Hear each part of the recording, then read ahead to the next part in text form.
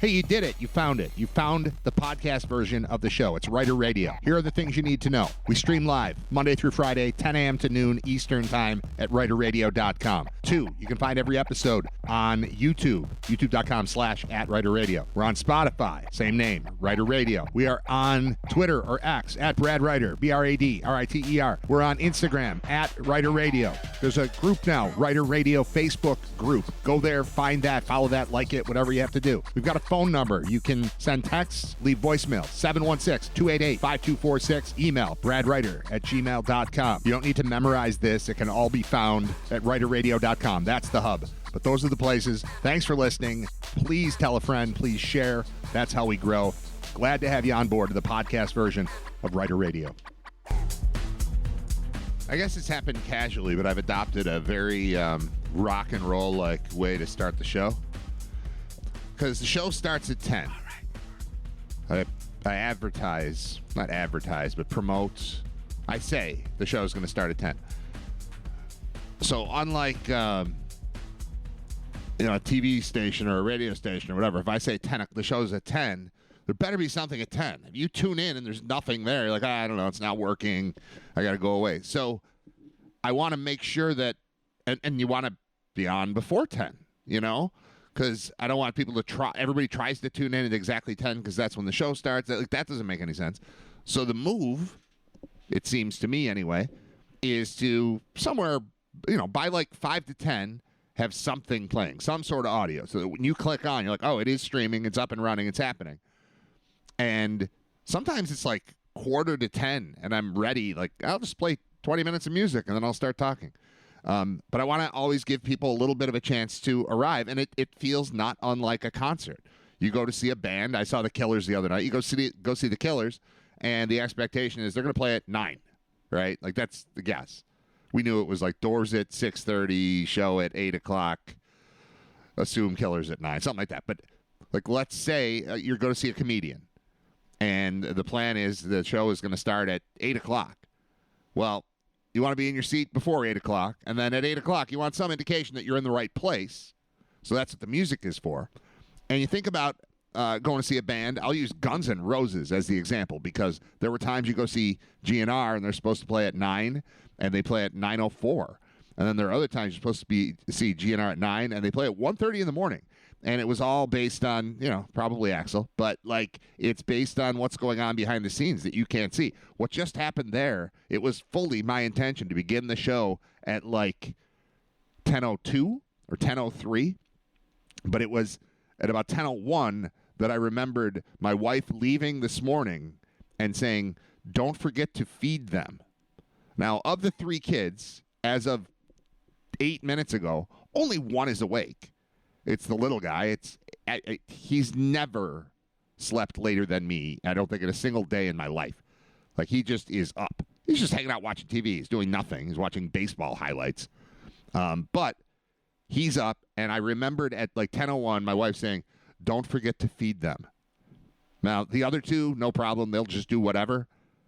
All Drew wanted was toast, but he didn't want it yet when I first asked him at like 8:45. And then I remembered again at 10:01. And if I didn't make him toast right away, he was going until noon with no toast. This poor kid. I think he could handle a toaster, but he shies away. He is capable of getting himself something to drink. So I had to go upstairs to make toast.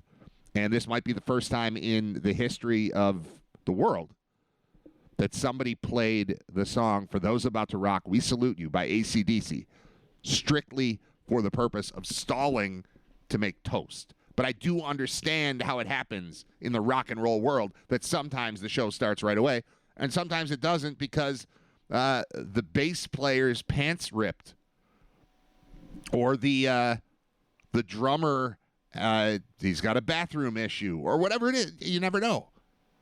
But you're just, you're in the right place. You're tuned in, or you're standing in front of the stage, and it's coming because the music is coming.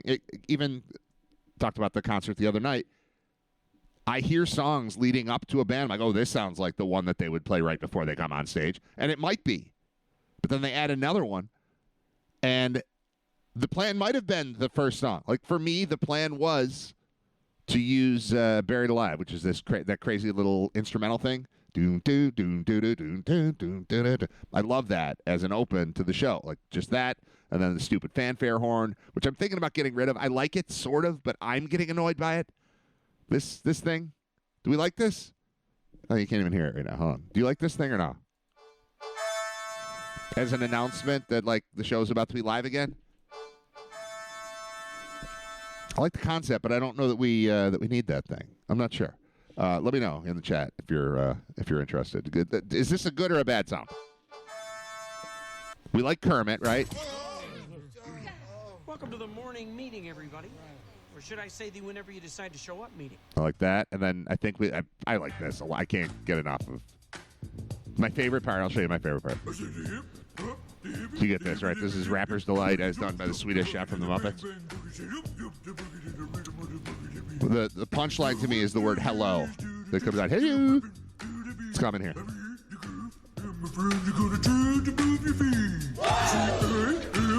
Hello. I'd like to say hello. The whole reason I play that is for the hello. I don't know. I feel like I need some new stuff. First thing, it does let me know you're coming back. Well, right. I like it as an announcement. One of the things that I did is I went in and changed the volume on, like the preset volume on this button when I hit it, because it was starting to annoy me. I've now got it at about half the volume it used to be. So I think that might be helping. But I'm trying to make this a good vibe for everyone. I want everyone to understand what's going on. Good sound, great opening. Keep it all. All right, guys. Whatever. You run this place. Today, here's another. This is just show related, and very often the show is about the show. Sometimes, we've got guests. We've got more Billy Joel coverage coming.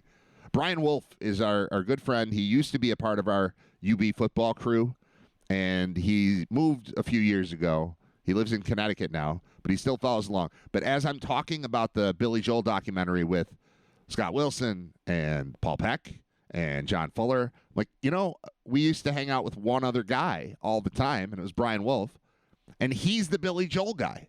So I texted him a few days ago, like, did you see this thing yet? And he said, not yet, but I will. He said, all right, I'm gonna watch it. I'm gonna listen to you and Scott, and then I'll come on, and then I'll talk about it too. And he's done it. He even, I think, watched the concert that I sent to Scott and Paul the night before. I think he's caught up on that. And we just haven't talked to Brian Wolff recently. I don't think he's been on Writer Radio. Certainly hasn't been on the podcast version of it. So I don't think he's been on any of these 137 episodes until now. So looking forward to that. He'll come on in the 11 o'clock hour. The Bills do not practice today, and my thought was, great day to grab a random, reporter type of guy and bring him in. And I only tried one, and he's got a doctor's appointment. So no Chris Trapasso today. And I didn't have time to get in touch with my other guys. Skursky could do it, and Skursky had the golf thing over the weekend with his kid, so that would be very interesting. We should get him on again soon. Matt Perino is the other option. Maybe I'll text Matt at some point during a break, and see if we can grab him. But it's time to start talking about the Bills a little bit more, based on the fact that camp is in full swing. They were closed to the public yesterday. They have practice today, no practice today. And then they have two more, Wednesday, Thursday in Rochester. And that's it for St. John Fisher. Preseason opens this week. And there's only 3 weeks of that, and then it's football season. So it's on. We're going to need to get in the swing of things from a Bills perspective on the show. Let's do it. Another one. Keep what you have. You guys like the noises? You like the noises? How about the guests? You like the guests? Who should we keep? Who should we cut? Who should we throw into the pit? No, I'm just kidding. We're keeping the guests. Just messing around with you guys. All right, what do I have written down here? I don't like how that noise is. I thought we got rid of this noise. I'm using a new headset. I've been told, and then I listened back, and I think the show sounds better. From just an audio standpoint, I switched microphones, and I've got like a little bit of a different setup here, and I think that's working, which is cool. But the other thing I really need to do is grow the show, make it bigger. Not physically, because 2 hours is good.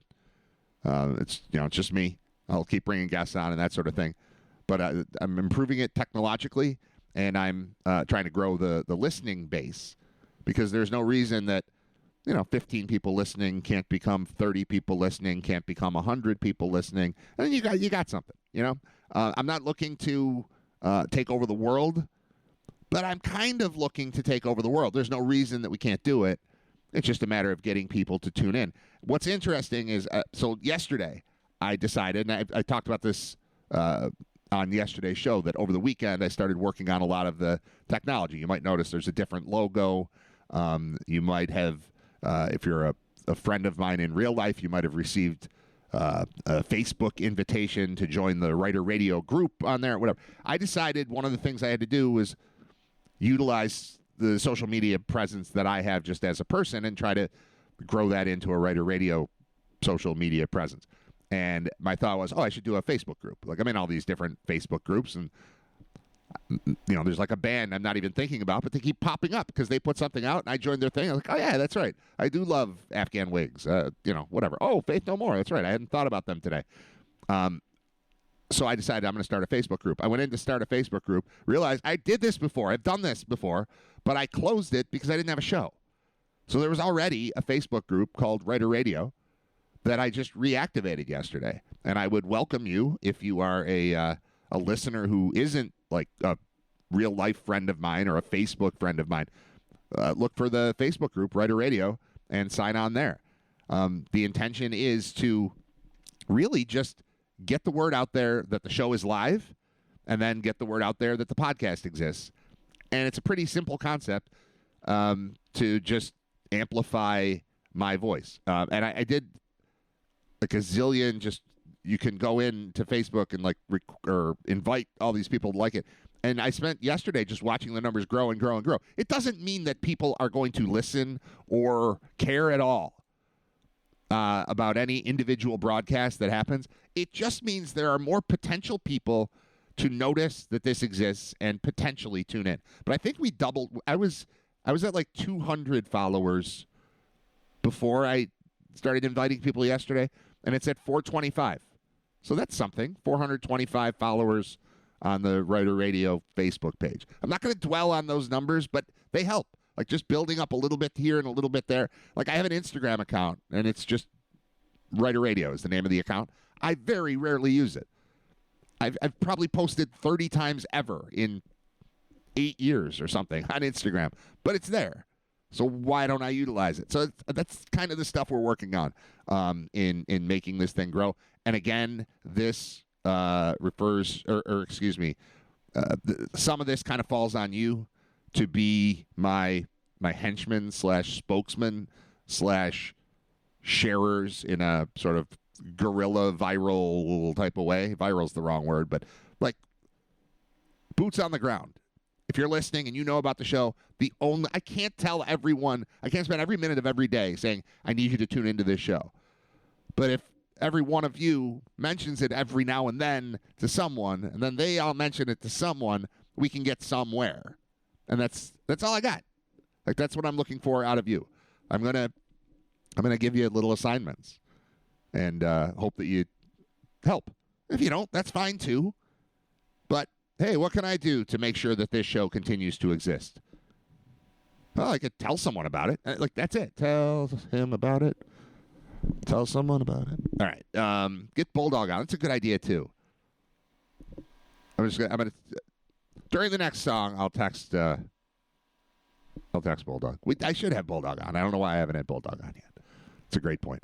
Brian Wolff's going to join me.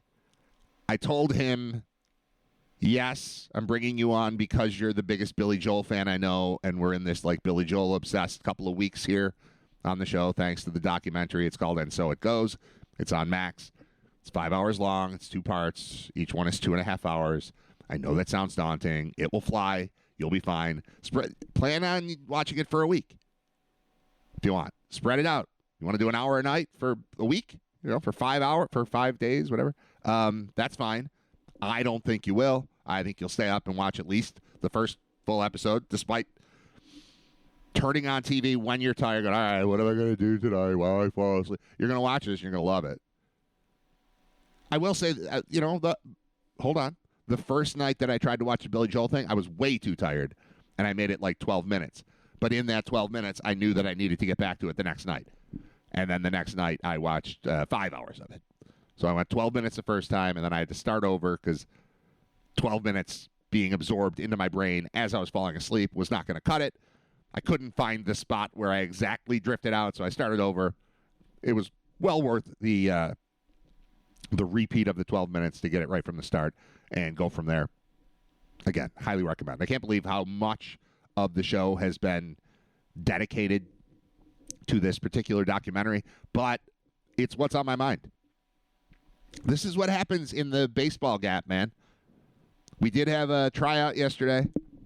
Little guy, Andrew, had his tryout for his 9U team next year, and we're waiting on confirmation of the roster. We feel like he has a good chance. He had a good season. And the tryout, it was awesome. I don't know how many of you have been around this sort of thing. And I'm sure there are people who just don't care at all about baseball and tune out because of it. But sorry, man, you're getting me. That's what the show is. That's why my name is right in it. I'm the only person in charge of it. So you're getting what's going on in my life and what's interesting to me. And what's interesting to me is taking a team that last year, after the tryout, didn't feel like it would necessarily be a team. It's like, all right, we're looking to make a team of, let's say, 12 kids, right? And you bring in, let's say, 20 kids, and like 6 of them can play baseball. You're like, oh, no. What are we doing? We got big plans. They have this whole season next year, and we can't do it with this group. But as it turns out, when you're trying out for baseball in August, but you don't play until May, there's time to right the ship.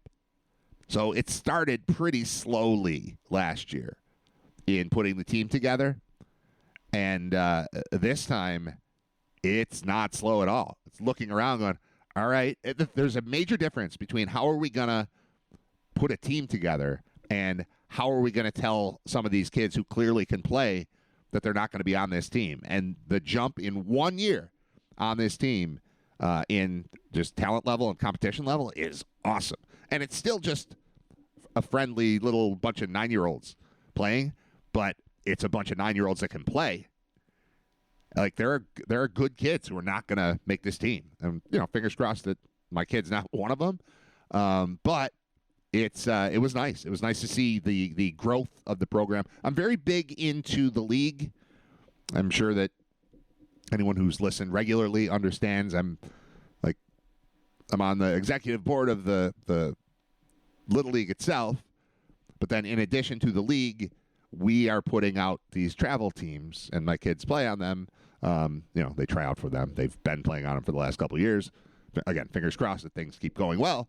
But it is so cool to see the talent level and the interest level growing as we're growing the league. So while I'm trying to grow a radio show, I have confidence that I can, because I think of where the baseball league was a few years ago and where it is now, and the incredible progress that has been made just by kind of paying attention, giving people what they want, and making them interested in returning. So trying to apply sort of the same principles to the radio show and hoping, and I'm going to keep calling it a radio show because it's the same thing. The first 100 episodes of Writer Radio in this iteration were on a radio station, and then the radio station was no longer interested in participating. And I thought, well, I can do all the same stuff. I'll just be missing a tiny little radio signal out of Lockport, New York. I don't know that was where I was going to grow this thing anyway.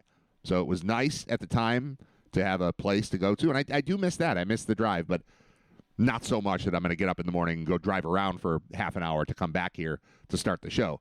There was something to be said for little things that happen in life between the time I get up and the time I turn on the microphone. And not a lot happens in life when I'm just home. Because mostly I'm up, I'm in the basement, I'm at the computer, I'm reading, I'm texting people, I'm calling people, I'm making connections, figuring out what to do, putting the show together, figuring out the music, all that stuff. I do miss the experience of just seeing something weird while driving to work. Very often would set me off on some tangent topic thing. And that's missing. The story of today is my wife's not here, and I almost forgot to make toast for my 8-year-old. So then I played an AC/DC song while I made toast. Oh, and then I said, hey, Mom's not home, so I don't care if you play video games. I don't know how you guys roll, but Mom is very strict on that's too much. You've been sitting there playing too long. Go outside. I just like quiet. Maybe it makes me a bad dad. I don't think so. Like when I'm available, I'm out all the time with the kids outside. Usually that's at baseball or taking them to some facility for something. But nobody's got any camps this week. Nobody's got anything. And my wife's not here today. So I said, video games are cool. And Drew's like, I don't know where the Switch is. Because Mom hides the Switch and then goes to work. And then now she's in meetings. I can't find out where it is. But it's like she's hiding it from me. I just want the kid. Like, what's the difference? Zach is going to do his own thing anyway. He's probably just going to wake up, come down, eat everything that's in our kitchen, and then go back upstairs and play guitar. That's my guess on him. Nate probably won't leave his room. He'll get up, he'll maybe go to the bathroom, then he'll go back in there, and he'll either watch TV or play, I don't know what he plays, Madden or MLB The Show or Fortnite or whatever. He'll do something with that. And poor Drew is just downstairs, doesn't have the Switch because it's been hidden from him/me. And I wanted to tell him, hey, Mom's not going to be home until at least like 1 o'clock. If you would like to play video games until 12:30, feel free. And then we'll hide it again. We could do that. So I went upstairs. I played For Those About to Rock. Went upstairs and made toast. Toast does not take long. And then I offered that he could play games while I'm doing the show. And then he said, I don't have the Switch. And then I went and looked in the 6 places where I thought she might have hidden it. Ooh, I just thought of another one that I could check the next time I take a break by playing a song. My point is that as a dad, I don't think video games are any worse than television. And I think they might be better because you're actually doing something instead of just staring. And video games become a problem when the kids are screaming at each other because they're playing Fortnite and one is upstairs and one is downstairs. Drew, stop! Nate, stop! Like, that part sucks. But the actual playing of a game compared to watching television, I think game is probably better as long as it's not yelling, screaming, and being annoying. But I would rather watch my kid play Madden than watch Henry Danger for the 78th time. How many times can you watch a TV show called Henry Danger, which is essentially, it's like Saved by the Bell style. You know that look? The look of those shows, Saved by the Bell, and then 50 shows that have followed. Sort of the Saturday morning live action, super inoffensive, super cheesy, 3-camera sitcom style, like that vibe. Think Hang Time, or God, it goes back to Kids Incorporated, really, for me. But it's one of those. It's like, a show made to just suck in 8 to 12-year-olds. Well, Henry Danger has gotten him. It's Saved by the Bell, but skewed a little younger and with superheroes involved, like a superhero guy, and then Henry's a kid, and he's Kid Danger, but his name's Henry. It's one of those shows. How many times can you watch Ricky? Oh, God, what's it called? It's 4 names. Nicky, Ricky, Dickie, and Don. Nicky, Ricky, Dickie, and Don. That's the same thing. That is Saved by the Bell, except it's a family of quadruplets whose dad owns a sporting goods store. So it's Saved by the Bell again. And not bad television, but I cannot believe how locked in these kids get on these same exact shows. Drew's watched like 3 shows in his lifetime, but he's seen every episode 19 times of the 3 shows that he likes. He also only eats like 5 foods. So I guess it makes sense. He's little. When my kids are on Fortnite leading a team, I'm actually happy, showing those leadership skills. Madden teaches strategy. For those about to toast, we salute you. I get what you're doing there. YouTube Live, please. I don't know how to do. I'm not doing a video. I don't. All right, let's talk about this. This would be better if I had a person on to discuss marketing strategy. Is anyone who's listening interested in having a conversation with me on the show about marketing the show? About how to push the show and grow the show and what makes sense and what we should do correctly. Because you say YouTube Live, please. I agree YouTube Live would be awesome. Except I'm not doing video. So can I do YouTube Live audio only and still use this MixLR thing that I'm using? Because that's fitting in nicely. It's recording the show for me. It's doing all the stuff I want from an audio standpoint. I understand that people believe podcasts are videos now. I don't believe in that. I watched the new Kill Tony last night because it was 11:30. I'm like, oh, there's a new episode. I should watch this. That one's a little different because it's visual. My show does not in any way require a visual element. It just doesn't. That said, the way that you promote yourself online tends to be to make videos. I had a guy reach out to me who does video stuff. So, you doing any video? I was like, no, I don't want to. But I'm going to meet with him and see if maybe we should do some sort of videos for promotion or something. We'll figure it out.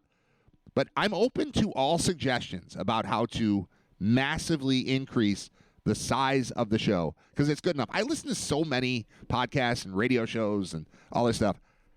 I'm good at this. I'm not saying I have the best show. I'm just saying there are a lot of people with bad shows that are very successful with them. So I would think doing a good show or even a decent show can be successful, but I don't know all the buttons to push. The live video is on. It's weird for WGR, except for when Jeremy had Bean on, and I wanted to see what that looked like after his previous appearance. Yes, I get that. I get that there's an appeal to it. Like, here's what would make sense. If I was not a staff of one, which I am, one-man band here, I would have a video crew shooting everything I do just so that we can grab 10 seconds of it to use as a video promotional tool, or 15 seconds or 30 seconds or whatever. You take the most interesting 30 seconds of the show, you turn it into a video, that links back to the audio, and we're good. If I had, again, infinite budget, infinite people, time, editing time, like all that stuff, that would make sense. I don't want all of my talking to be into a camera. I had like a Zoom call the other night, and I'm annoyed by that. Like, I'm on it, and I'm constantly looking at myself to see if I look like I'm interested or bored or falling asleep or whatever. Like, I keep looking at me. There's all these other people to look at, and maybe that's what everybody else does too. Does everybody else just look at themselves when they're on a video chat? But I'm way too self-conscious with a camera there. I get over it. Like when we were in the Bahamas, we were doing the podcast, and we had video for that, and I just got over it, just did the show the way that I do. But seriously, like sitting in a basement by myself is not attractive video. I don't know if you've seen me. Let's start with that. I'm not attractive. You don't want to look at me anyway. Then you don't want to look at me by myself. Then you don't want to look at me just when I'm talking. Like right now, I'm looking at the desk. I'm looking at the scanner sitting on my desk. And now I'm looking at a water bottle. And now I'm looking at the flag over there. And now I'm looking at a screen. And and sometimes my eyes are closed. And sometimes I'm looking at the floor. And sometimes I'm looking at the ceiling. This is not a visual type of show. This is me yapping. This is what I do. I talk. So I don't need the video thing, but you need the video for the promotional thing. So I don't know. Any suggestions you have, you're welcome to join me. You're welcome to chime in on the chat. That's there on the MixLR app. Again, I never get a chance to listen to the show, so I don't know how you guys do it. The only chance I've had to listen to the show is I pop it on my phone the couple times I've had to leave early to go pick up my kids. And I'll put on a song or two and let them play. So I've listened to that, but I don't know like how you guys interact with the chat. I don't know how any of it works. If I promoted this show to more people than I've ever promoted it to, because there are now 425 people in this group, and I actually put a thing out and said, "Hey, going live in 5 minutes." Doesn't mean everybody's going to come. Doesn't mean everybody's going to see it, but it's something. Like we're just throwing it out there. So how do we grow that? Is kind of the question. This says to check my phone messages. All right, I can check my phone messages. I'm going to play a song. I'm going to take a break because I've been yapping already for about 40 minutes. We're going to talk Billy Joel again. Brian Wolff is going to be our guest. Wolfie, a.k.a. Wolfie. We haven't listened to the Oak Ridge Boys in a while, have we? All right, what's I'm going to pick. I don't know enough about the Oak Ridge Boys. It's kind of a running joke that they're like the house band here. I'm going to read some song titles and see what makes sense here. Y'all Come Back Saloon. Nah. You're the One. Boring. I'll Be True to You. Crying Again. Maybe. Come On In. Sail Away. Leaving Louisiana in the Broad Daylight is a contender right there. I've never heard this song before, so we're gonna learn about the Oak Ridge Boys together today. Trying to Love Two Women, maybe. Heart of Mine, Beautiful You. Elvira, we've done. I'm Settin' Fancy Free, no thanks. Bobby Sue, we've done multiple times. I Wish You Could Have Turned My Head. I Wish You Could Have Turned My Head, maybe. Thank God for Kids, I know that one. That one stinks. American Made. Is that a truck commercial? I bet it is. I bet we all know that one from a truck commercial. Love Song. That's just the Oak Ridge Boys covering The Cure. I'm just kidding. It's probably not that. I Guess It Never Hurts to Hurt Sometimes. Interesting. Every Day. Make My Life With You. Little Things. Touch a Hand, Make a Friend. That one sounds weird. It Takes a Little Rain to Make Love Grow. And then This Crazy Love. All right. So I am tempted by 6 of these. Here are the options. Here are the options. Yeah, Oak Ridge Boys or We Riot. Yeah, it's coming, man. I got 6 choices, all of them ready. Ready and fired up. All right, our choices are Leaving Louisiana in the Broad Daylight. That's in first place. Trying to Love Two Women. Ooh, that's in first place. I'm going to stop saying that's in first place because that's how I feel, though, with all these. I Wish You Could Have Turned My Head. American Made. I Guess It Never Hurts to Hurt Sometimes. It Takes a Little Rain to Make Love Grow. These are lessons learned just by reading Oak Ridge Boys song titles. Can you imagine what is to be gleaned from diving deep into their catalog? That's why we rock with the Oak Ridge Boys here on Writer Radio. One of the other things that I'm doing that's a little bit different as I've been developing the process of this show here, it's episode 137. I am no longer going to play copyrighted music while speaking. So it's all going to be segmented. Like, I can't put on Jay-Z to Think anymore. If I put on Jay-Z to Think, I can't upload that as part of a podcast. So that has to go away. Then we lose the words. But if I just talk and then say, here are the Oak Ridge Boys, we can cut out the Oak Ridge Boys, still put up the rest of the podcast. Everything's fine. Nothing gets flagged and banned and all the stuff that's been happening to me on YouTube and Spotify. So that's part of it. I'm going to play American Made to see if that is a song from a car commercial. I don't want to hear the song, and this is me violating what I just said, but we're going to cut all this out. So I'm going to say right now, for the podcast listeners, we'll be right back. All right. For those of you sticking around right now, I'm going to find out if American Made is a song I know from a truck commercial, and then I'm going to pick one of these other ones based on song title, and then I'm going to text Bulldog. This portion of Writer Radio has been deleted for the podcast version. If you want to hear everything that happens, listen live weekdays 10 to noon at writerradio.com.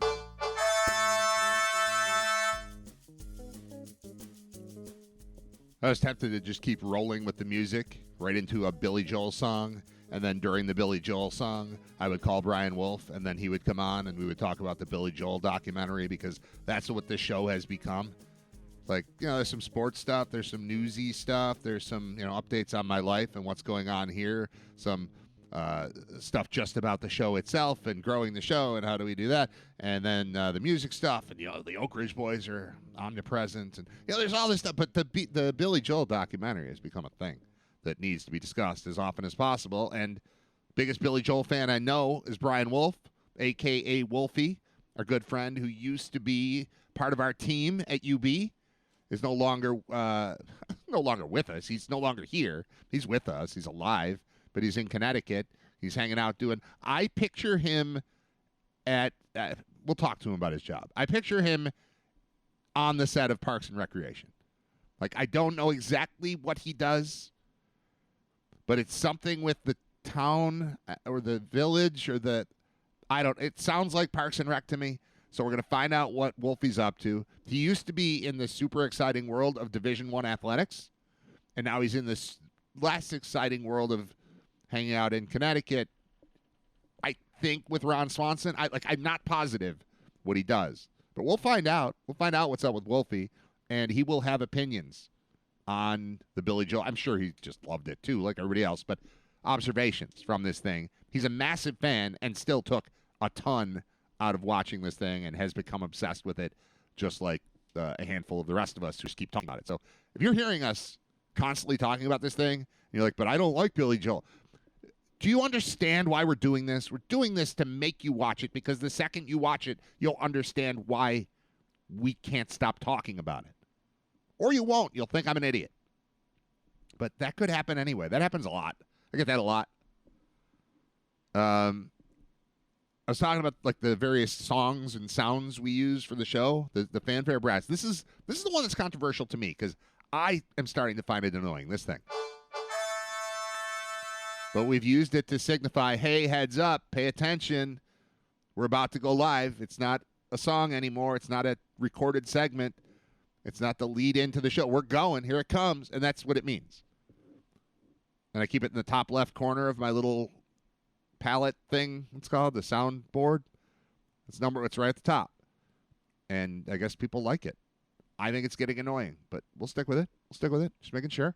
There's that. And then there's Kermit, the Kermit part. My dad wrote in, your only father loves the opening sound. It's a precursor to Kermit, and he's an awesome part of the show. Your father says you have a face for radio. Keep the cameras away if you know what's good for your success. Yeah, I get it. That's what I'm saying, too. But I understand also that video's the thing. So I was trying this AI like cartoon thing for a while. So I started doing the podcast. I decided I'm sick of not having a show. Especially, I did all these shows like in sports radio when the Bills were terrible, and then it was like a 20-year gap while they were bad, and then they got good. And I've never done a radio show about Josh Allen like when I'm hosting. Like I've done some stuff. We've mentioned him, of course, and I've done some podcasts here and there, but like a full-on like daily show, I just started doing 137 episodes ago. In part, it's because, and I thought, honestly, that the first day of the radio show was set up to be day one of 2 weeks leading up to the Super Bowl. Episode 1 of Writer Radio was supposed to be Bills win AFC Championship game, and then I talk for 2 weeks about the Super Bowl. That was the plan. That got derailed by the Chiefs again. And so day one was me going, well, sure will be cool a year from now to have a radio show while Josh Allen is playing for the Bills, because I haven't done that before, and I was excited about that. And the show went away, and like I didn't realize part of needing to continue to do the show is like, no, I want to get in on the Allen thing. I want to do Bill stuff. It's not going to be all Bill stuff. It's going to be my version of Bill stuff, where like it's like Bill's into Billy Joel. Like I like the music part.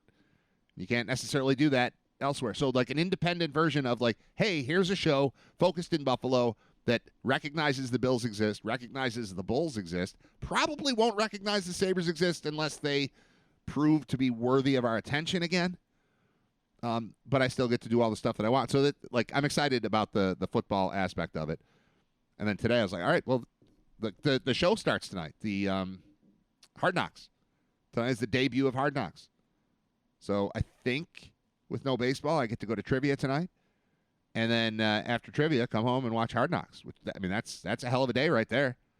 Do a radio show until noon. Do family and house things until trivia time.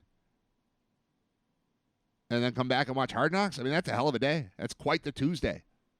Welcome to August 5th, 2025, episode 137 of Writer Radio. I'm playing a song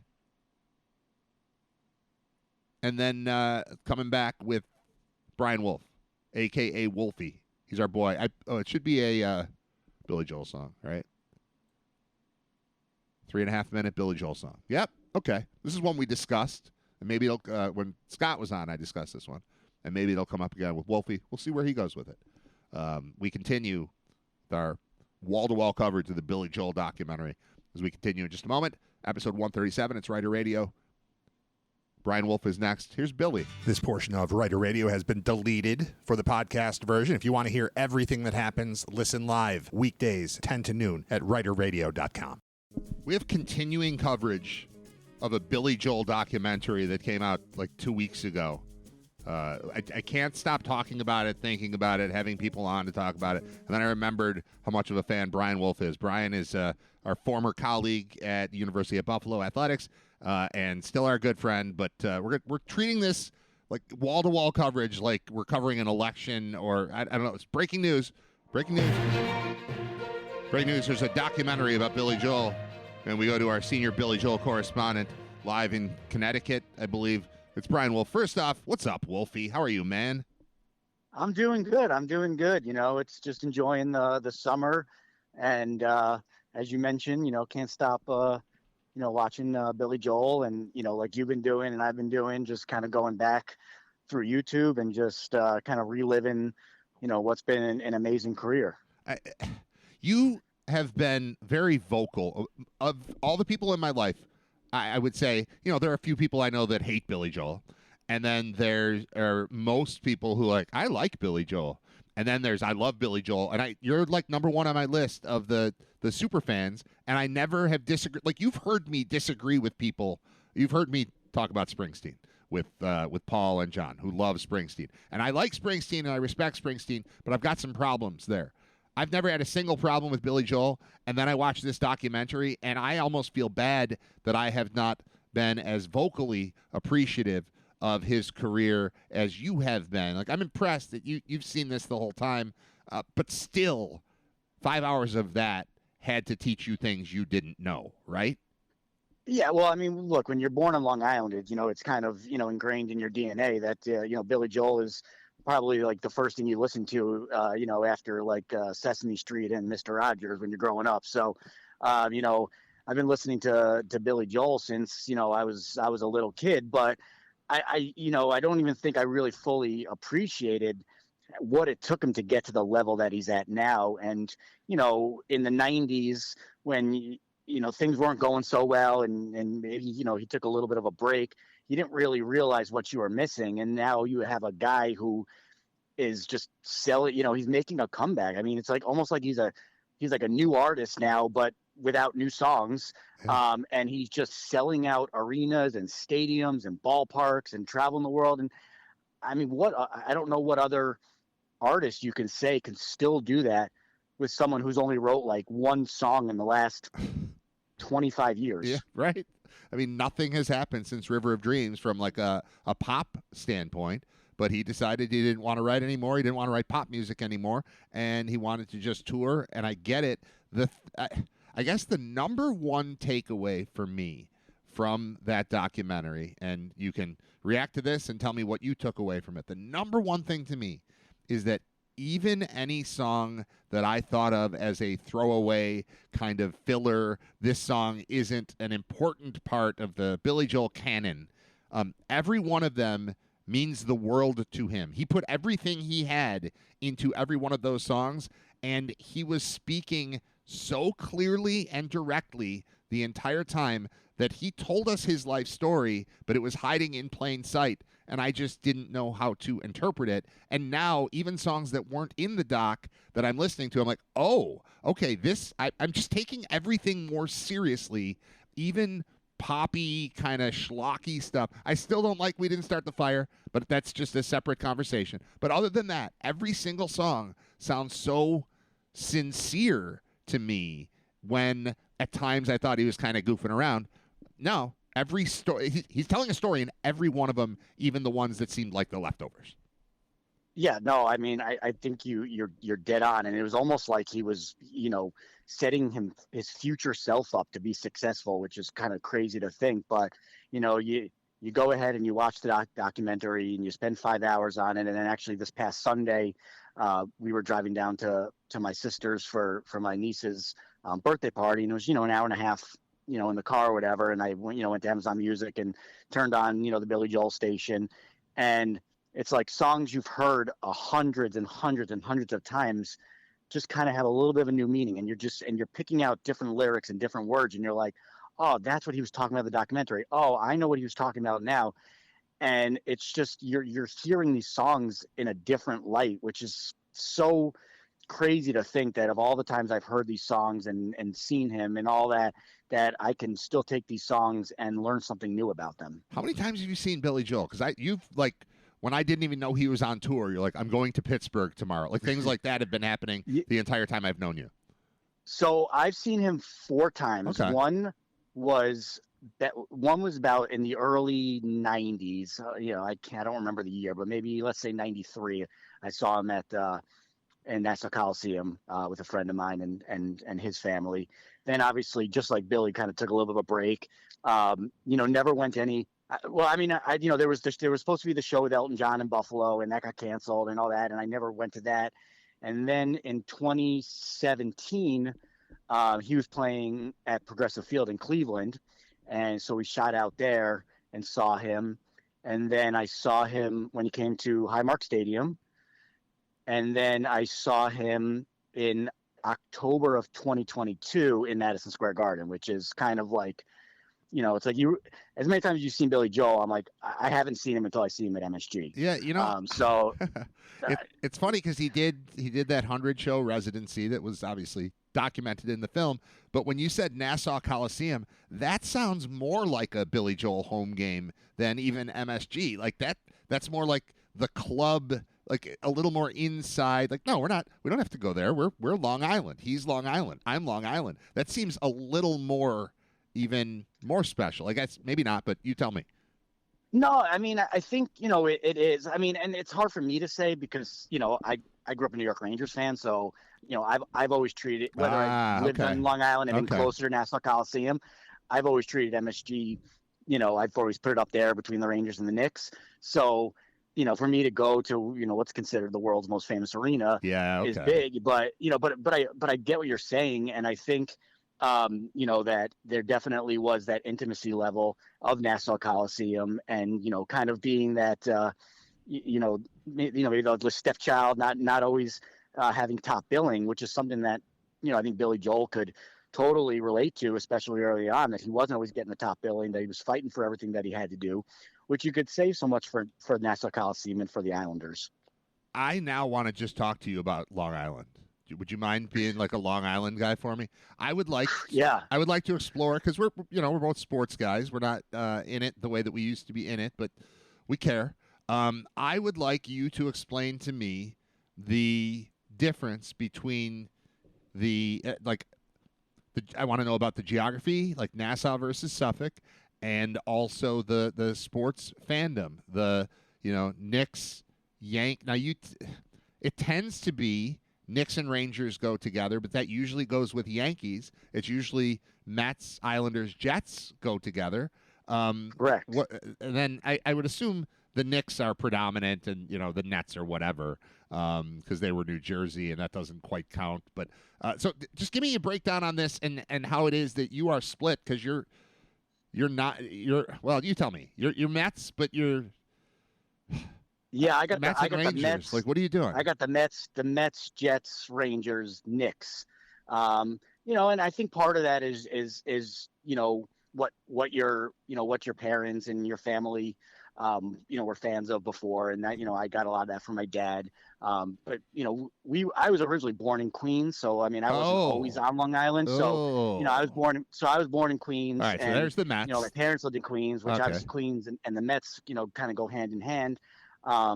Plus, the Mets have that special place for some people that were kind of the Brooklyn Dodger, New York Giant fans before they shipped off to the West Coast, which, again, the Mets with their blue and their orange, kind of the ode to the old Giants and the Dodgers. Yes, so I love that. So, that's kind of, so the Mets, you kind of get that way. Rangers, just my dad grew up a Ranger fan. I would say probably being in Queens, you could have shot to either into MSG or to Nassau Coliseum. And it's funny because, when, I was born in the early 80s, which was like New York Islanders Central, right? I mean, they had one of the greatest runs in sports history. So you would think that it's like only natural that I kind of would have grown up an Islanders fan because they were maybe the best team in New York in the early 80s. Sure. But it just never happened that way. So yeah, so I'm kind of the unicorn a little bit, but love my teams. And now I'm here in Connecticut, and Connecticut is like that melting pot of all those New York teams plus the Boston teams, just kind of depending on where you are in Connecticut and where you've kind of, if you've either shot up to Connecticut or you shot down from Massachusetts, you kind of have this mesh of a lot of New York teams and a lot of the New England side. All right, if you were going to, speaking with Brian Wolff, he's our senior Long Island correspondent, which makes him our senior Billy Joel correspondent. He's also just my friend. How much of, not just individually you, but if you were to break down, like you were given an assignment, your thesis to graduate from school is on the breakdown of fans based on the geography of Long Island. Would you say that the further east you go, the more likely you are to be an Islanders fan and a Mets fan, or does that only apply to the Islanders? How does that part work? Geography. I would say probably as you start heading east, you're definitely starting to get in Islanders country. The Islanders they were in Uniondale, which is right near Hempstead, which is where Hofstra University is. And that's kind of going out there. You're not really that far out on the island. You're kind of smack dab in the middle of Nassau County. But that's really kind of where the Islanders kind of started kind of taking control. And then I think as you went east, and I grew up in Nassau County in Plainview, but then next to Nassau County, further out east is Suffolk County. I think that was probably mostly a lot of Islanders. But again, I do think that there was definitely that, what were your parents, what did you grow up with? What did your parents? Because not everyone grew up in Long Island. There was kind of that shift out there, maybe in kind of the 80s and 90s where people were kind of leaving Queens and the boroughs, and they were going out to Long Island to kind of have a better life for their families. So you might have already had your kind of your sport assignment or your fandom.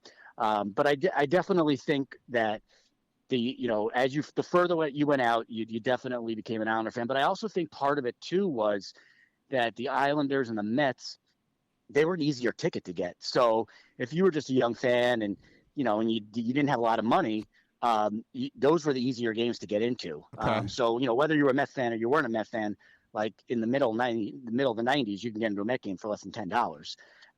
So I think a lot of people just did that just because it was something to do. Yeah, it also seems like there's the orange and blue is a connection there. It's not quite Pittsburgh's thing where everybody is black and yellow and you just wear the stuff and that means you root for everybody. But I think part of the connection that I've made over my lifetime from, a lot of this is I know a lot of people from Long Island just from going to college, and I lived in Montauk for a summer, and I don't know. I have a connection to there, and every town that I see, I'm looking at this map right now, I think of a different person every town that I see.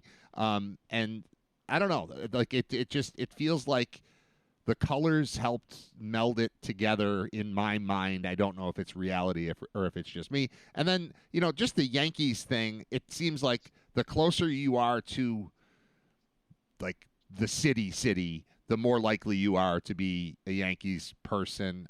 What is your relationship with Yankees fans as a Mets fan from originally Queens and then eventually Plainview? Well, I like a lot. I actually like a lot of Yankee fans. My brother-in-law is a big Yankee fan. I have no problem with the Yankees.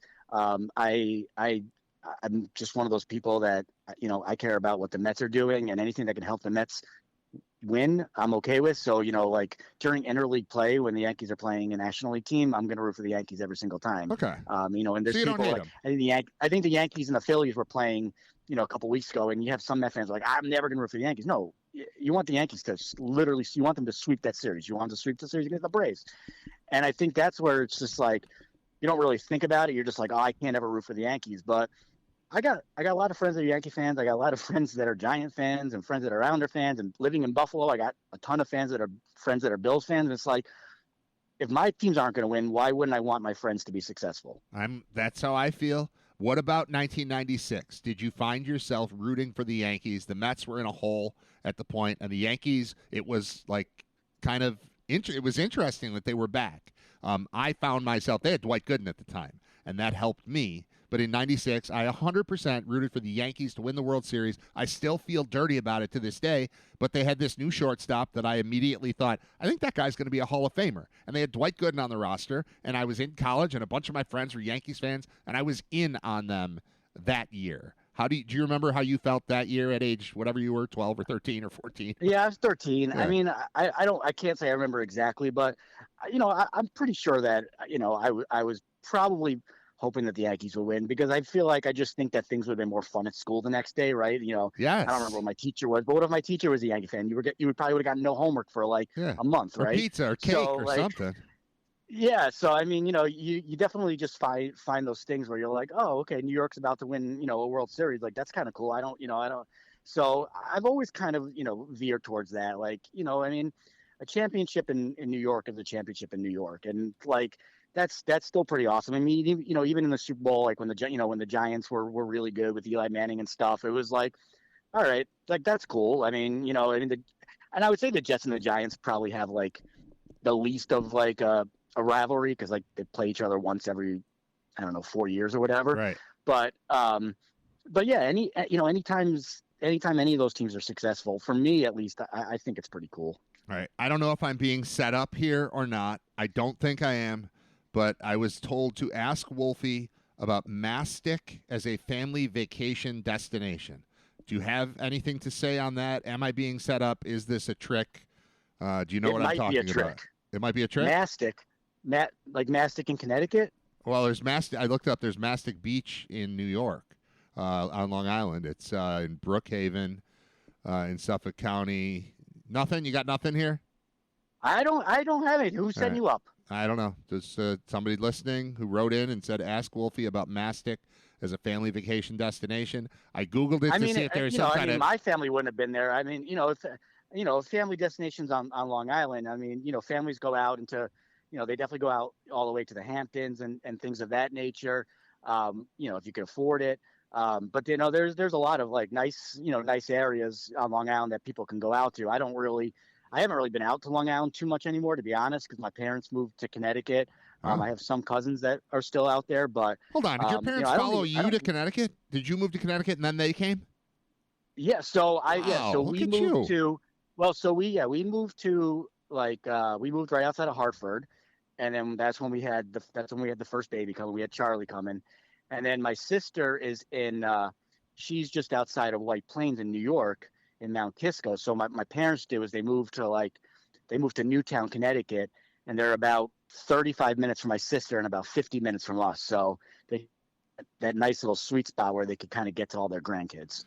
I got to say, I don't know that I'll do this constantly because I'm not interested in the geography of everything the way that I am the geography of New York and Long Island and Connecticut and all that. But sitting here just having a conversation with you, looking at a map and then looking at towns and thinking of things to talk about from those towns is really a fun exercise for me. So thank you we brought you on to talk about Billy Joel, but why not talk about New York and Long Island? And also, while we've got you here, I know you're not as in tune. The UB Bulls football program is in a really happy place right now, and I know you're still paying attention. Have you had any contact? Have you been around since Pete Lembo has been here and been able to sense the vibe of how we're getting back to where we used to be? Yeah, well, for one, I got to say, I was very excited just to see UMass join the MAC, because that's going to kind of bring all these teams towards my area, including UB football, I believe October 11th or 12th, somewhere around that area. Nice. So that was kind of exciting for me, because I don't have a relationship with any of the athletes anymore, but I do still have relationships with a lot of the coaches. Volleyball is one of the ones I covered. That coach has been, there for a while.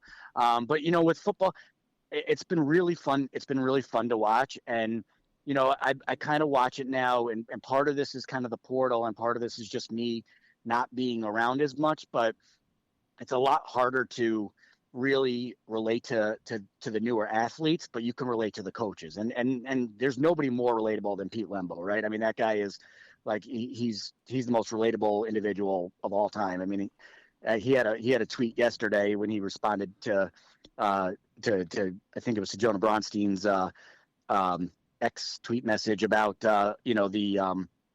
about the coaches poll, and he responded and said, "Looks like I owe somebody a beer at the next."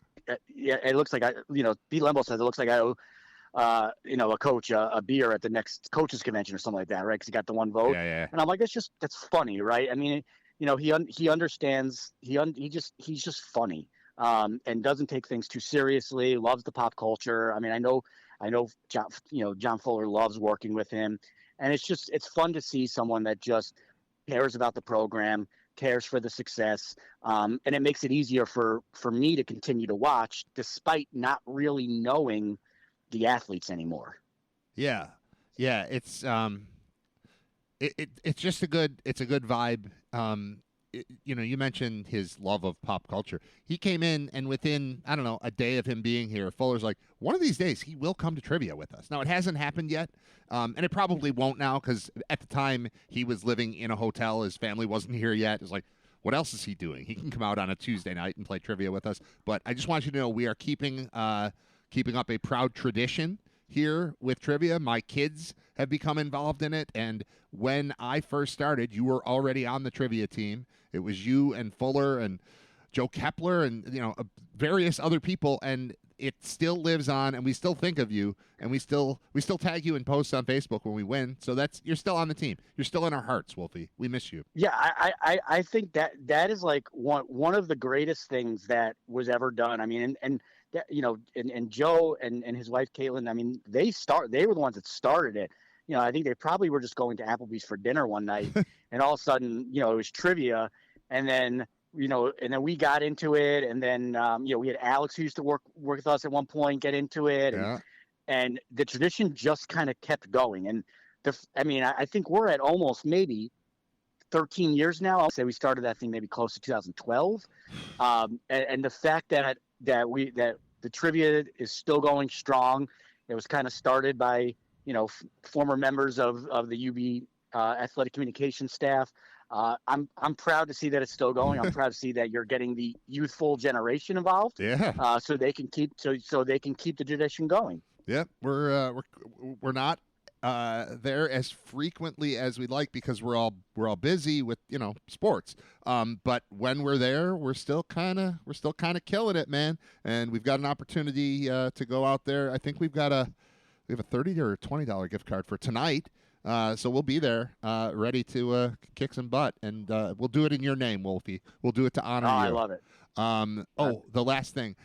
I said right before you came on that I picture you working in the office at Parks and Recreation. I don't know what you actually do or what your job is. Can you please fill us in so that I can have at least a better visual for the next time we speak? Yeah, so I'm the community engagement and public relations coordinator for the town of Bloomfield. So just kind of, doing the communication efforts for the town, helping out the other departments. If you can kind of relate it a little bit to kind of what I did with athletics, whereas you kind of have, departments like, football and men's basketball, right? Those are your big departments. Yeah. Here I would consider that, our police department and our public works department. Okay. So working with them, on their communications, if we have road closures or things of that nature, but really working just with all the different town departments to just get communications out to our residents, so they know what's going on around town. If we have to do some crisis communication, just like we did at UB, we would do it. But a lot of it is just kind of keeping residents informed on what's going on around town and helping our departments in town get their messaging out. What's the biggest crisis to face Bloomfield since you got there? Well, there's always stuff that the police deal with, right? So luckily the police department kind of has their own communications guy. So, if there's some stuff that happens, and we've had some police related matters that happen there, but luckily I don't have to touch that too much. From our end, the biggest difference is just kind of also dealing with the political nature of it. Yeah. With your councils and your mayors and things of that. But the biggest crisis. We really haven't had something huge, which I'm happy to say. I think with my experience and what I've been through in over 20 years, I think my version of a huge crisis, and some others when a department is new, it probably differs a little bit. Right. But I mean, there really hasn't been anything that's been right. too crazy. All right, but you're ready. You're ready when it happens, though, right?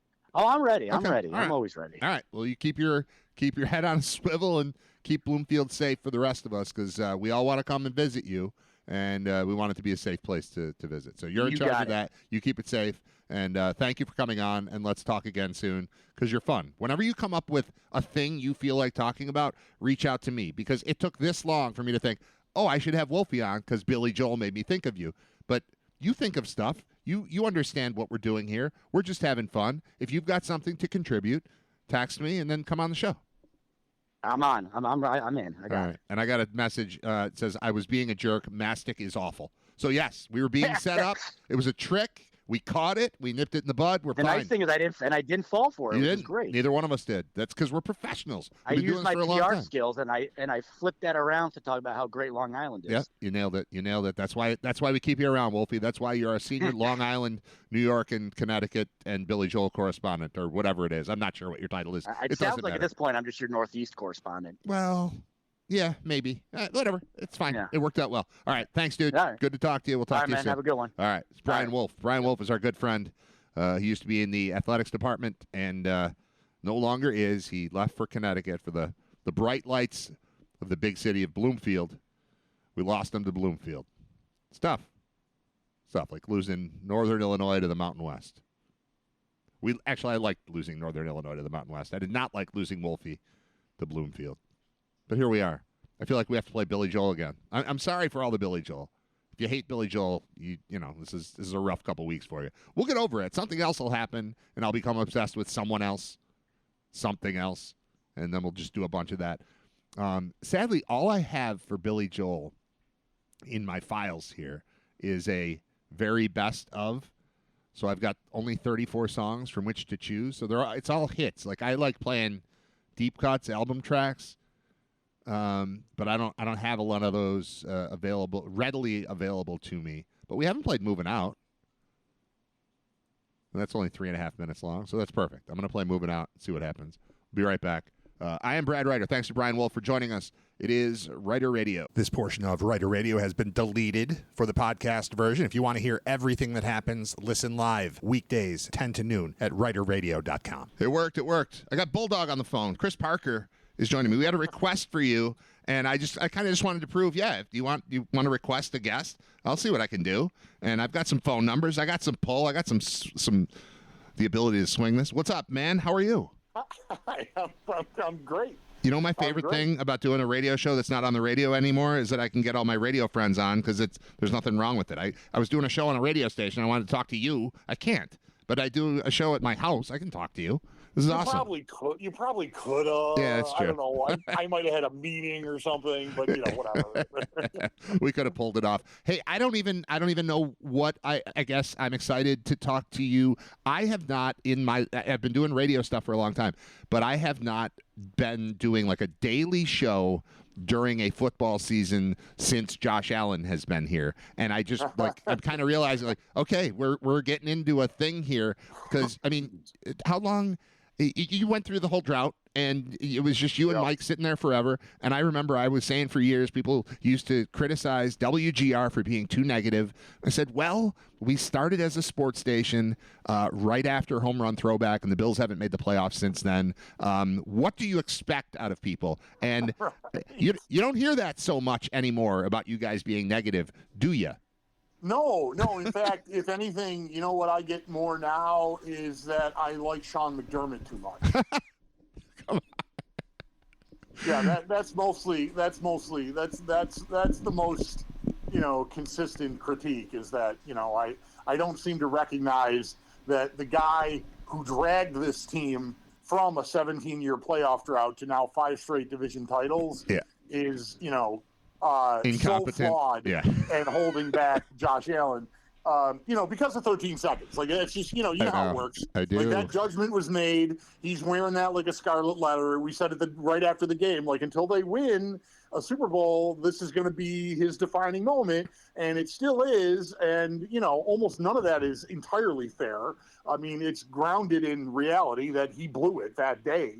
But I don't think it makes him like paralyzed and committed to eternal failure. I think the 13 seconds is a stand-in for Super Bowl losses. Like, we as a city, obviously having never won a championship, Bandits aside, I apologize to the Bandits, but like knowing that it just never quite ends well, it doesn't feel like that era anymore. It feels like they're beyond that. They're not that same old Buffalo team. Mm-hmm. They're better than that. And then the 13 seconds thing happens, and then you're like, oh, well, here we go. And so that gives everyone in Western New York the ability to live in our happy place, not even happy, but our comfortable place of, it's never going to happen for us. Woe is me. Here we go again. And all of that, like, we can sum it all up in one little play. What's cool is that, I don't know how often you've gone back and watched that game. If you don't watch the last 13 seconds, it's the best Bills game I've ever seen. So, it's unbelievable. Just the last, couple minutes is amazing. Yeah. So, while, yes, I hate that happened, I can't believe that happened in the same town where Home Run Throwback happened. I know, I get it. But, oh, my God, like, having lived through doing 5-hour shows and 3-hour shows and 4-hour shows daily when the team stinks, to wake up every day knowing, hey, they've got a chance to win the Super Bowl this year, and I know they're not the favorite necessarily, or it's not a guarantee, but holy crap, what are we here? What are we here for if not for the ride with that guy? Yeah. I mean, if they're not the favorite, they're very close to the favorite, and they pretty much have been that for really since 2020 when they really broke through. Right. So, it is. It's great. I mean, that that doesn't mean there aren't there aren't things to pick at and want to be better at, and see the whole wide receiver diatribe from the GM back in the spring, and there's always stuff, but I mean, it's Brad. You know how I'm wired. Obviously, we've known one another a long time. There was maybe like 2 summers ago, I might have just one day when Mike was away, maybe it was longer than that because I was still working from home, and I haven't been working from home in a while now, but I remember doing a show by myself from my attic, like talking about literally which is a worse existence, losing a game like 13 seconds or a 17-year playoff drought. and like, I know that's like, are you kidding with that question? Yeah. But like, the amount of people who will tell you that 13 seconds is worse, it just blows my mind. Of all the things that I know, it's opinions make the world go around. Everybody's got one. Like, we're all different. That I just fundamentally cannot get my head around how, like, and even like I remember one guy in particular who called in and said, well, I mean, no, man, the 13 seconds is way worse. When they were in the drought, I didn't even care about them. Yeah, cool. That must be great. You're telling me that's better? Yeah. Not caring about them at all is better? Don't you love when somebody says that? So much that you're crying? What are you doing? Don't you love when somebody says that, and then, like, my reaction would be like, do you think you just made a good point? Like, do you think you just right. Do you think you just won an argument with what you just said? Because everything you just said is the opposite of what is true in life. Like, to actually care.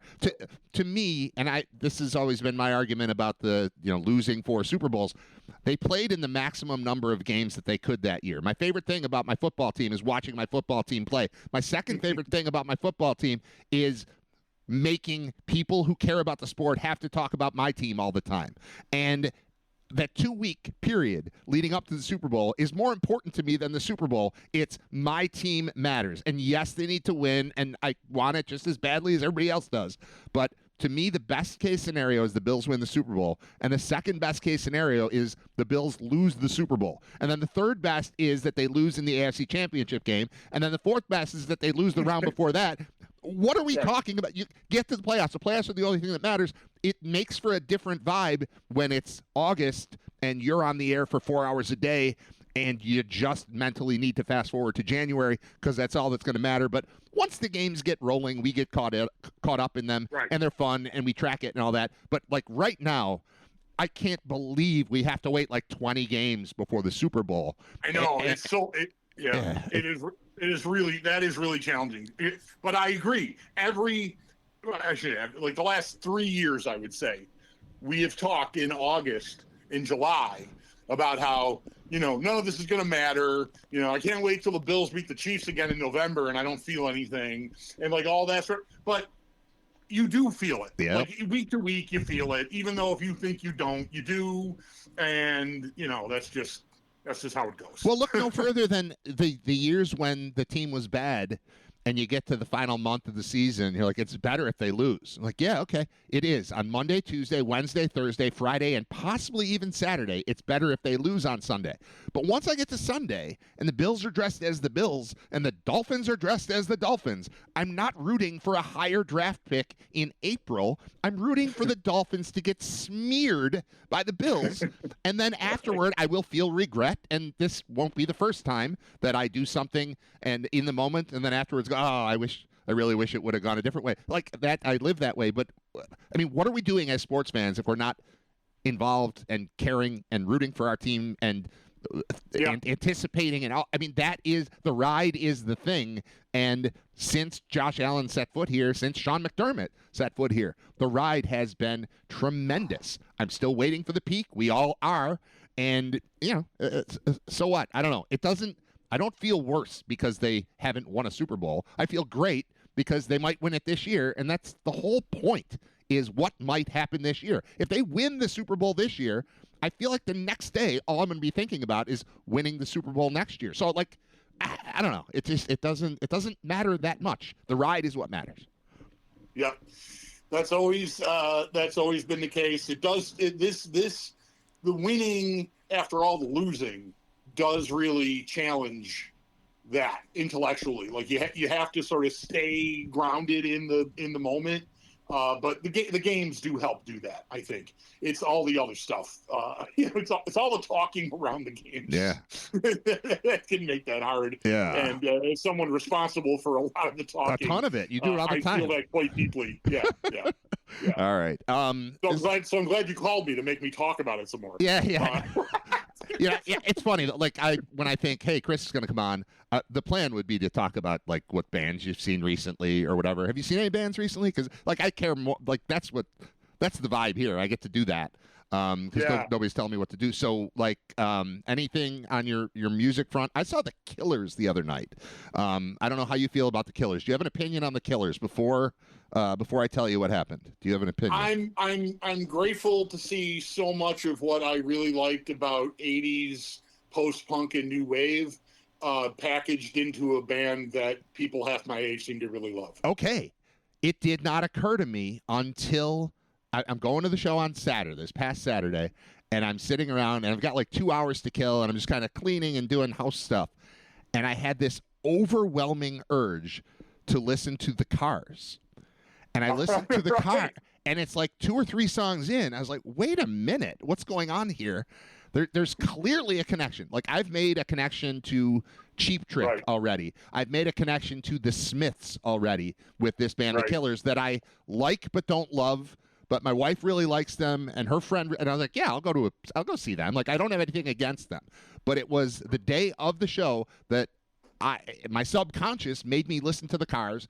And then I had to look up like Killers, Cars influence. That's when I found out that Brandon Flowers, the lead singer, is the one who inducted the Cars into the Hall of Fame. That's when I found a video of them doing Just What I Needed and talking about how his older brother's record collection had this big influence on him. And like, obviously that's there. And to see that connection made the show incredible. I've been listening to their music way more since seeing them, since making that connection than I would have previously. I think Mr. Brightside is not a very good song. I'm going to throw that out there. I appreciate that the fans like it and the Bills are into it. Sure, whatever. Don't care. But But it was the worst song they played all night, and they closed with it. But they've got some really cool stuff in there, and yes, I feel the Cars, I feel Cheap Trick, I feel the Smith. I liked it. It was cool.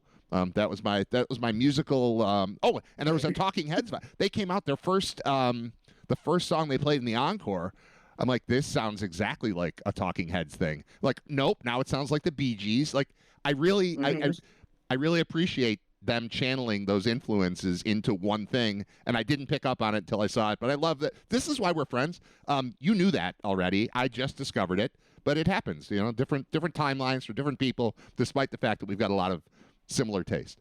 Thank you for your time today. On a whim, just a quick hey, sure. there was a request. We're taking requests today, and somebody's like, "Get Bulldog on the phone." I was like, "All right, I'll get Bulldog cool. on the phone."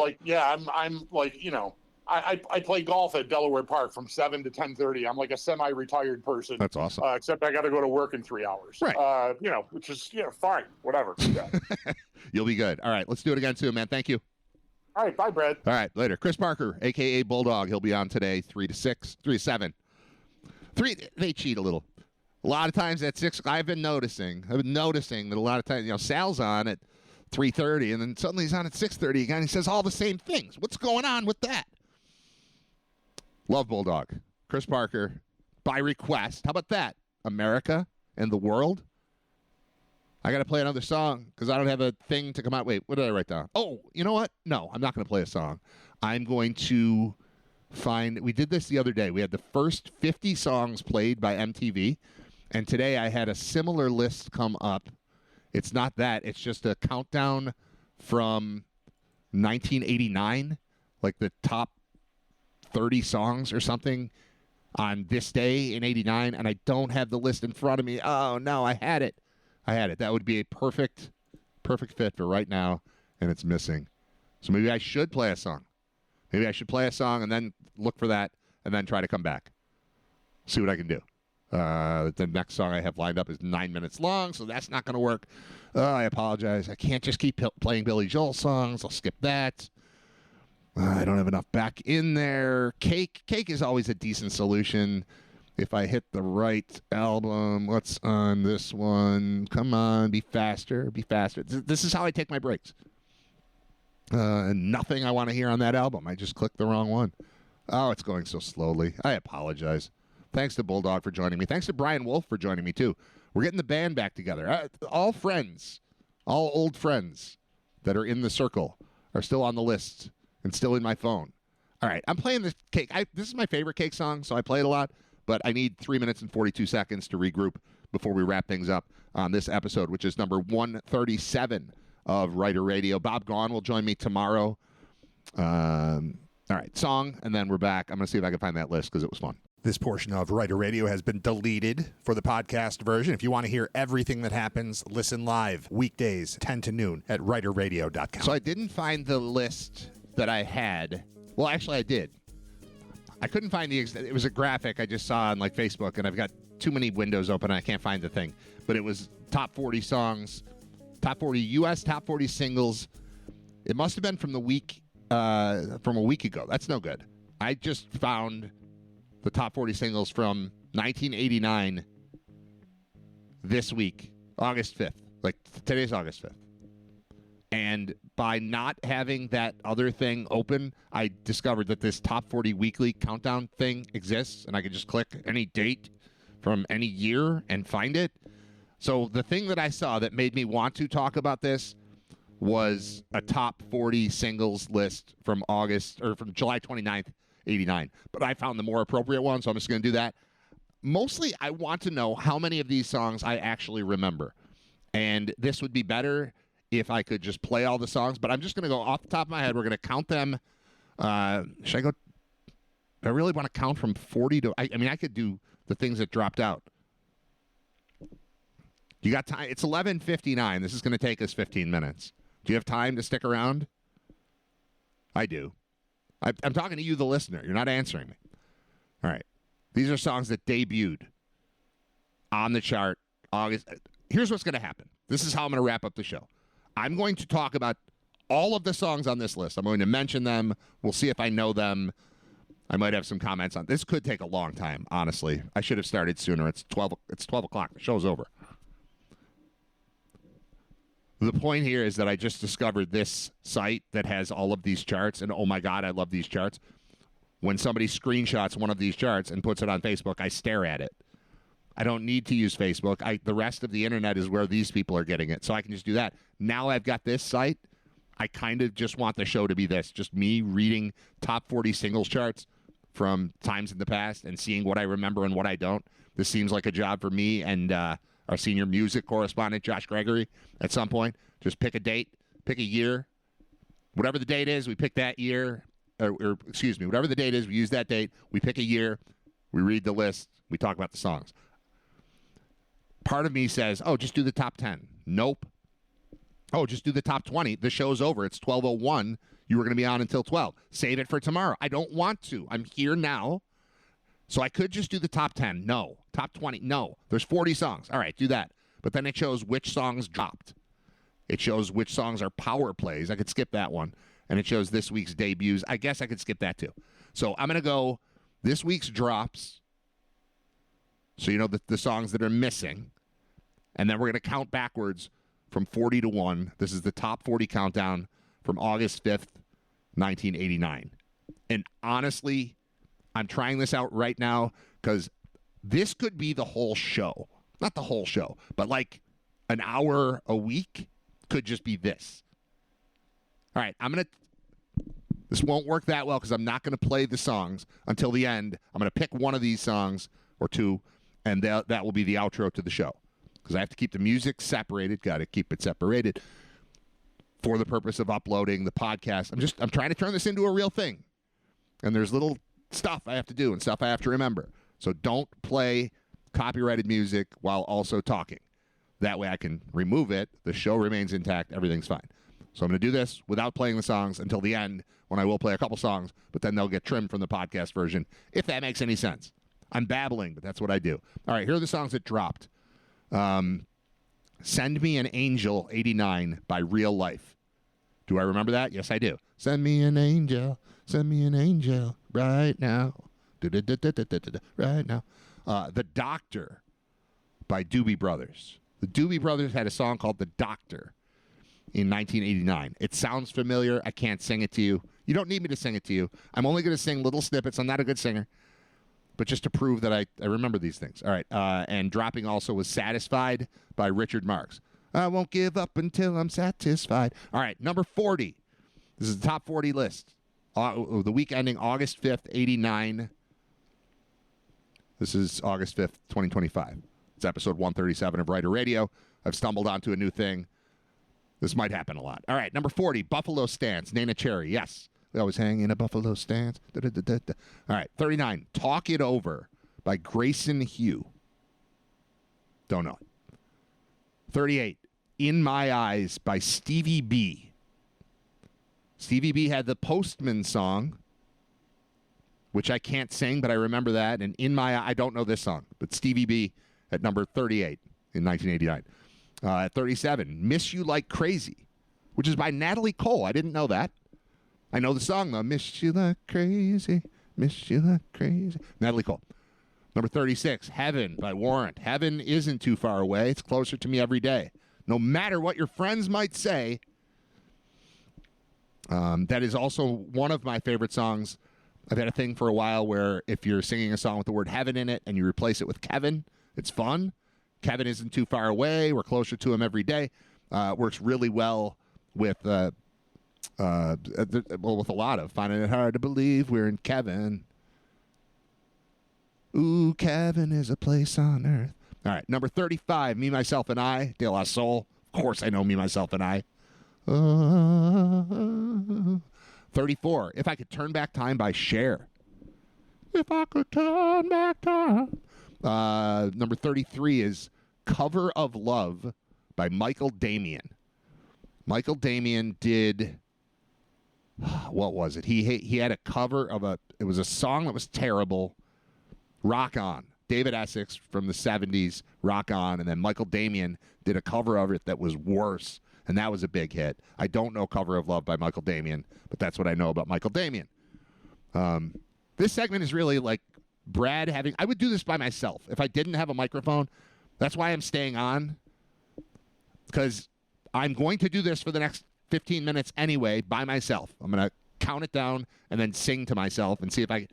The only difference is I would be playing clips of the ones I don't know, like "Talk It Over" by Grayson Hugh. I might know, but we're not going to find out because of copyright rules. All right, "Cover of Love," Michael Damian, don't know. 32. 18 in Life, Skid Row. Of course I know that. Ricky was a young boy. He had a heart of gold. He lived 9 to 5 and worked 9 to 5. Lived 9 to 5 and worked his fingers to the bone. Just barely out of school. But poor guy. It went badly for Ricky. Prison. 18 years old. You believe it? All right, so that's Skid Row. It's number 32. 31. My first thought was, I don't know this until the tune popped into my head. Shower Me With Your Love by Surface. Okay. Number 30, Good Thing. Where Have You Gone? Fine Young Cannibals. Number 29, I've got nothing on this one. The artist is Michael Morales. That doesn't even sound familiar to me. Don't know that name at all. And the song is called Who Do You Give Your Love To? That's grammatically incorrect. To whom do you give your love? Okay, 28 is Keep On Moving by Soul to Soul. I'm sure I know it. I can't think of it. I don't have the tune in my head. Soul to Soul was a pretty generic name, and they had a couple hits, and I can't think of one of them, and maybe Keep On Moving is one of them, but that's number 28. It had moved up from 34, so it's heading up. Number 27, we've got Milli Vanilli with Baby Don't Forget My Number. Ba-ba-ba-ba, baby. I was on Spotify yesterday and discovered that my most listened to song in the month of July on Spotify was Milli Vanilli. Now I can't think of what the song was. I had it 2 seconds ago. Milli Vanilli, I'm in love with you, girl. No, not that one. I'm leaving. Wasting my time. I just don't know what I could do. It's a tragedy for me to see the dream is over, and I never will forget the day. Girl, I'm gonna miss you. That's my number one song from July. I can't control this. Now, this is based on the fact that I picked that as a song of the day once, and most of the time when I have Spotify on, I just have my Writer Radio playlist on shuffle because it's like 8 hours of music, and I love every song. That's the one that has popped up the most. So, yeah, my number one song for the month of July was, in fact, Girl, I'm Gonna Miss You by Milli Vanilli. Okay. 26. This, again, is the countdown for the week ending August 5th, 1989, top 40. What You Don't Know by Expose. I cannot pretend to remember that one. Hooked on You by Sweet Sensation. I've never heard of that. Number 24, Angel Eyes, Jeff Healey Band. That song is awesome, and I'm writing it down because that will be played when I finish this countdown. I apologize for the show going long, but like I said, I'd just be doing this by myself. Might as well bring you guys in on it, too. Those of you who want to stick around. We're still in double digits, so that's pretty good. 12:09, as I'm just naming songs and not playing them. 23, Headed for a Heartbreak by Winger. Yep. Headed for a heartbreak. Dun, dun, dun, dun, dun, dun, dun, dun, dun, dun, dun, dun, dun, dun. Not a good song. 22, Sacred Emotion by Donny Osmond. What? Donny Osmond had a top 22 hit in 1989. That does not sound real to me, but I'll just trust it. 21, The End of the Innocents by Don Henley. Love it. Number 20. All right, now we're getting good. Ooh, I got another one to write down. Number 20 is called No More Rhyme. Could you guess who performed that one? It was Debbie Gibson. I don't know that one. Name does sound familiar.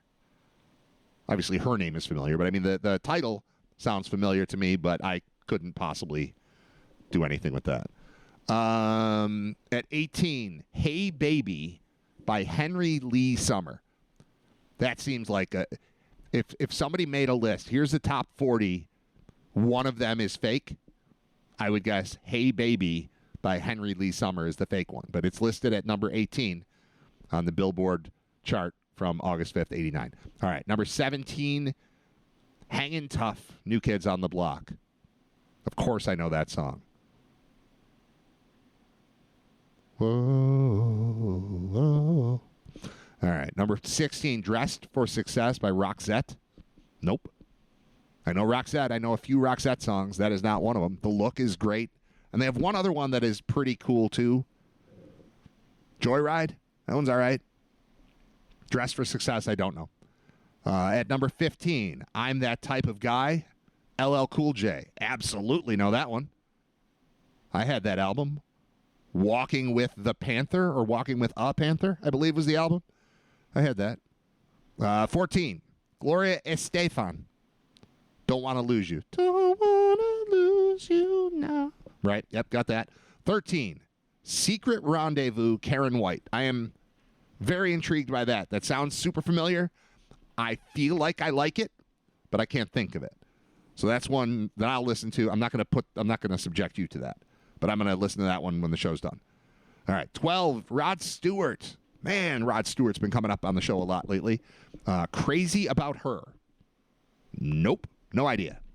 But that was number 12 today in 1989. Number 11, Express Yourself by Madonna. That makes sense. I'm not going to sing that, but we all know that. All right, top 10. Here we go. Will there be a song in the top 10 that I do not know or that I cannot sing? I mean, I can't sing anything, but you get what I mean. All right, here's a terrible band. And number 10, If You Don't Know Me By Now by Simply Red. The reason I wanted to talk about the list that I found earlier is because of Simply Red, because I saw them on the list, and I can't believe that was a thing. And I want to actually do some research and find out, because it turns out they're from Philly. And also, I think of Simply Red as the name of a band, but I'm kind of wondering if the singer guy wanted to just be known as Simply Red, and that's a person. It's the Pink Floyd, Leonard Skinner. When you're a little kid, you don't understand that that's not a guy's name kind of deal. Simply Red might just be the guy.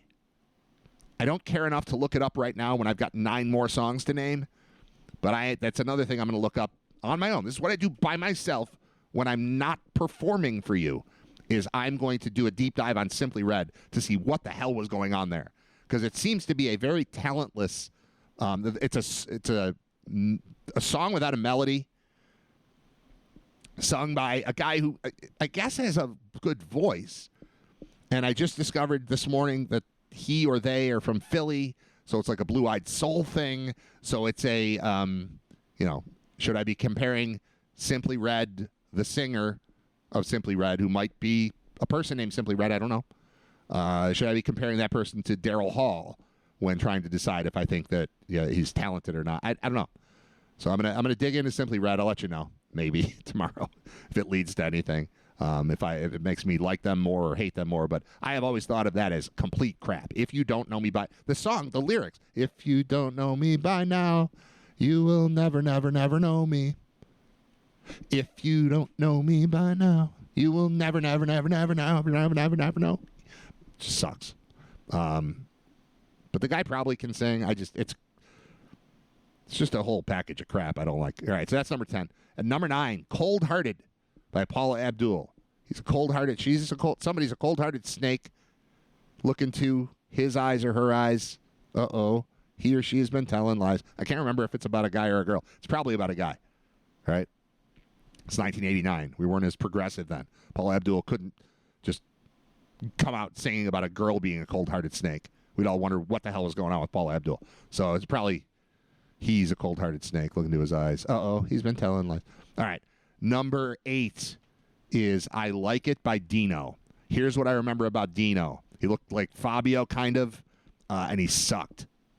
And the song was I Like It. I don't think, I probably would know it if I heard it, but I'm not going to play it because we can't do that. And I want this part to be a part of the podcast, so we're not doing the song, but I'm thinking of a song that's just called I Like, that I believe is by Guy. which is about the same era. I like, and they might even say I like it, but that's not the same song. So there's a Dino song that's number 8, and now we're rolling. Now we're getting into the top 7. At number 7 for the week ending August 5th, 1989 was Lay Your Hands on Me by Bon Jovi. What I remember about that the most is that was the opening track on New Jersey, which I think came out in 88. So this was a later single. And the intro to it was just dun, dun, dun, dun, dun, dun, dun, dun, and crowd noise building.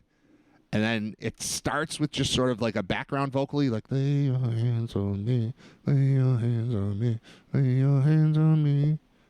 It's a very cool song. I mean, I don't know if it's good, but the vibe they were laying down. You want arena rock? That is how you open an album, dude. It's what Bon Jovi did on New Jersey with Lay Your Hands on Me. That's how you start the album. Bum, bum, bum, bum. Boom, boom, boom, boom. I might have to play that one. Number 6, Once Bitten, Twice Shy. Decent song from Great White. Don't love it. Never loved it. Never hated it. Great White was a never love them, never hate them kind of band. I mean, unless they had a fire at a concert and killed members of your family. At that point, you might hate them. But as far as a band, like they were good. And Jack Russell died recently. Pretty sure it's not his name, and he's not a terrier. That was 6. Number 5, Toy Soldiers by Martika. Step by step, heart to heart, da da da, we all fall down like toy soldiers. That song was number 1, I think, for 2 weeks prior to this. It's on its way down. Yeah, it was number 1 the previous week, and I think it was the week before too. 2 weeks at number 1, maybe 1 week at number 1. Doesn't matter. I liked that song. I liked Martika. She was exotic. 89. How old am I? I'm 14 years old at this time. Yeah, I liked Martika. All right, number 4, Right Here Waiting, Richard Marx. Good God. I did not like Richard Marx. I have since come to appreciate what he did, but that Hold On to the Night, or Hold On, I think it was called Hold On to the Nights, and I always thought it was Hold On to the Night, but that song, I just couldn't stop hearing it. I remember we had a baseball trip. We had a tournament in Dansville, and it's like, an hour and a half drive. We must have heard that song 7 times. When I think of Richard Marx, I think of Hold On to the Night or Nights being played 1,000 times while driving in a car with several of my friends and a couple of coaches who probably shouldn't have been behind the wheel at age like 18, taking us to Dansville for a tournament. Richard Marx, that's what I think of. All right, number 3, So Alive by Love and Rockets. I remember wondering what people saw in this song even then. I just didn't get it. I don't hate it. I just don't get how America would ever make that the number 3 song in the country.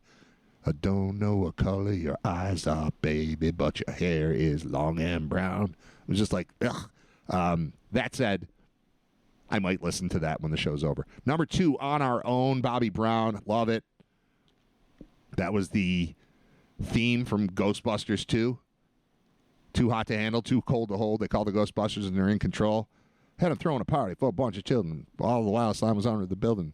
So we back up, regroup, got a grip, came equipped, grabbed the proton packs on their backs, and they split. Found out about Vigo, the master of evil. Tried to battle my boys. That's not legal. Oh, dance. You know it.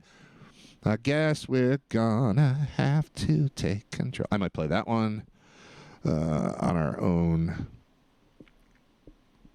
I think I skipped one because I had it written down and I didn't even mention it. Yeah, I skipped Friends by Jody. Number 19. We're going back. This is a typical tease on a countdown show. They don't give you number 1 right now. Let's look back at what we already did. I'll give you number 1 in a second. I forgot to mention Friends by Jody Watley with Eric B. and Rakim. Friends, hard to find friends. Da, da, da, da, da, da, da, da, da, da. I'm interested in that. I would like to hear that one. And at number 1, I know this song existed. I could not pick it out of an audio lineup if it was mixed with other Prince songs that I don't know. But my God, the number 1 song in the nation, August 5th, 1989, was a song by Prince called Bat Dance. So number 1 and 2 are songs from movie soundtracks. One is from the Batman soundtrack from '89, the original, Michael Keaton Batman, which was awesome at the time. I don't need to watch it again because I'm an adult. But at age 14, the Batman movie was sweet. And I know Bat Dance is a part of it, but I still don't know that song. Like, I wouldn't know if I heard it. It's not na na na na na na na na. I know that one. It's not that. It's just this thing he did for it. So number 1 is that. Number 2 is On Our Own from Bobby Brown. Yeah. All right. So that's the top 40 countdown, and I went 20 minutes long with that. But thank you for many of you for sticking with us on that, and that will all be part of the podcast, which will be available at writerradio.com and on YouTube and on Spotify, and I'm making it all work. So within half hour, 40 minutes or something, this will all be edited to remove the music to make it okay to put on Spotify and YouTube. And can you feel the show growing? Can you feel me tightening it up and making it like sound better and more professional-ish? I still want it to sound like this. I still want it to sound like me screwing around on the radio, which is what it is.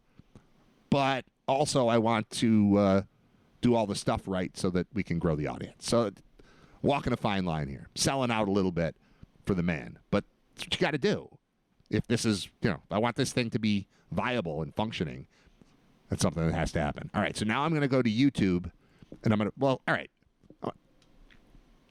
to say goodbye to the podcast listeners. That's the end. But now I'm going to mess around a little bit with music because I want to hear what this Simply Red song sounded like, because I just remember it being horrible. If you don't know me by now, I've got that one on the screen, and then I've got a couple from that list that I want to play on the way out of the show, and then you'll hear Kevin Spacey tell you to go to lunch, and then I'll be back with you tomorrow at 10 o'clock. I can tell you that Bob Gaughan will be a guest tomorrow at 11. I can't tell you what else is going to happen on the show because I'm still doing this show. But the next show, that'll be good too. And that'll be episode 138 at 10 a.m. live at writerradio.com. All right. The end. For those of you listening to the podcast version, the end. What are you doing for lunch? I don't know. I have a turkey sandwich. We're gonna go around the corner. I think you should come with us. This is a great place. Okay. We brought you a shirt. You get out of here? Will you get out of here? Will you? Now, will you go to lunch? Go to lunch. Will you go to lunch?